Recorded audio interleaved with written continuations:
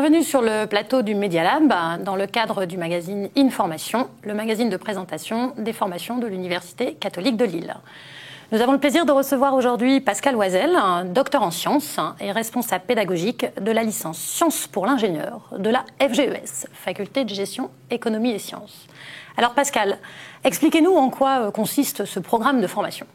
Alors c'est une licence généraliste et multidisciplinaire qui va permettre à l'étudiant d'acquérir des connaissances fondamentales dans divers domaines que sont les mathématiques, la physique, la chimie, l'informatique, mais à laquelle en fait on a ajouté également des sciences de l'ingénieur, donc un petit peu plus disciplinaires, comme les matériaux, l'automatisme, l'électrotechnique, le génie des procédés, par exemple.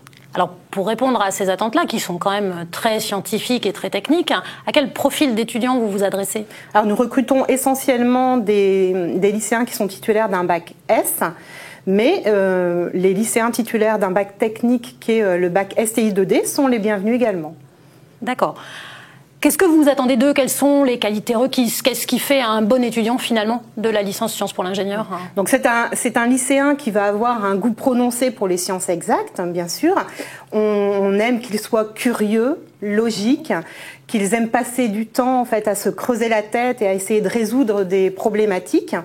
En général, ce sont bien sûr des étudiants qui aiment les sciences de l'ingénieur, qui sont attirés par ça, mais qui veulent finalement se laisser le temps de peaufiner leur projet professionnel plutôt que d'intégrer directement une école d'ingénieur. Ils viennent chercher chez nous un diplôme, une licence, et ça va leur permettre en fait de bien affiner leur choix de poursuite d'études. Donc c'est notamment au travers de ces différentes matières de sciences pour l'ingénieur que les étudiants vont se former.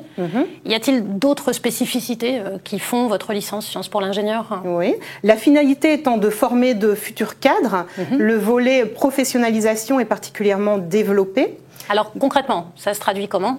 Donc c'est l'équipe pédagogique qui tout au long en fait des 3 années va par le biais de modules transversaux aider l'étudiant finalement à élaborer son projet professionnel. Donc ces modules, ça va être du développement personnel, de l'aide à la recherche de stages, des préparations à l'entretien, de la gestion de projet. Donc ça c'est pour tous les étudiants au-delà du cursus de formation classique? Oui. Bien. Est-ce qu'il y a également des matières optionnelles ou participer à la vie associative? Les scientifiques sont très scientifiques. Est-ce qu'ils ont aussi une ouverture à d'autres matières? En fait, les étudiants ont la possibilité de choisir 2 matières d'ouverture par semestre. Donc ces matières d'ouverture, ils vont les trouver dans un large panel de choix. Alors donnez-nous des exemples. Voilà, donc on ouvre là à la rentrée prochaine ce qu'on appelle nous le parcours management, où là sur les 3 années, ça va être en fait des modules fléchés où ils vont pouvoir découvrir l'entreprise, mais ils ont aussi d'autres choix. Ils peuvent par exemple continuer une ELV2, ils peuvent prendre des sciences des religions, du théâtre, du sport, enfin vraiment une offre très diversifiée. Où chacun du coup peut retrouver quelque chose qui lui correspond au-delà des enseignements. Et se construire finalement un parcours personnalisé sur les 3 années de licence. Et donc différenciant pour la poursuite d'études et l'avenir professionnel. Et justement, quelle est la suite après la licence? Quelle est la poursuite d'études? Donc les étudiants titulaires d'une licence Sciences pour l'ingénieur ont la possibilité de continuer soit en école d'ingénieur, soit en master, dans des domaines très diversifiés comme l'environnement, le génie civil, l'énergie, enfin vraiment un très, très large panel. Qui permet d'aboutir sur de nombreux métiers. Voilà. Les cours de 3e année sont en majorité en fait communs avec la première année de cycle ingénieur de nos écoles partenaires que sont HEI et ICEN. Donc nos étudiants qui le souhaitent ont finalement une entrée facilitée dans le cycle master de ces 2 écoles. Et justement, je voulais vous poser la question juste avant, mais comment on s'adapte quand on arrive en licence? Finalement, on sort du lycée où on est quand même très très encadré. Oui. Voilà, là on voit bien qu'on aboutit vers une école d'ingénieur et qu'il y a une construction. Comment ça se passe l'adaptation au départ?